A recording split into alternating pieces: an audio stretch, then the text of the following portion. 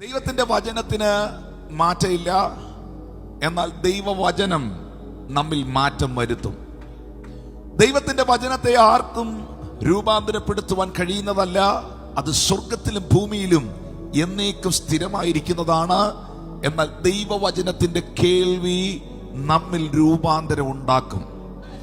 മാറ്റമില്ലാത്തതും നമുക്ക് മാറ്റം തരുന്നതും, ആർക്കും രൂപാന്തരപ്പെടുത്തുവാൻ കഴിയാത്തതും നമുക്ക് രൂപാന്തരം നൽകുന്നതുമാണ് ജീവനുള്ള ദൈവത്തിന്റെ വചനം. 107 സങ്കീർത്തനം 20 വാക്യം പറയുന്നു, അവൻ തന്റെ വചനത്തെ അയച്ച് അവരുടെ രോഗികളെ സൗഖ്യം ആക്കി.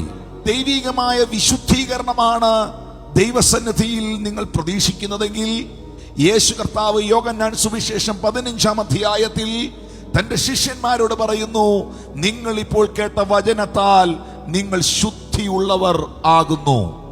വചനം എന്നെ വിശുദ്ധീകരിക്കുന്നു, വചനം എന്നെ സൗഖ്യമാക്കുന്നു.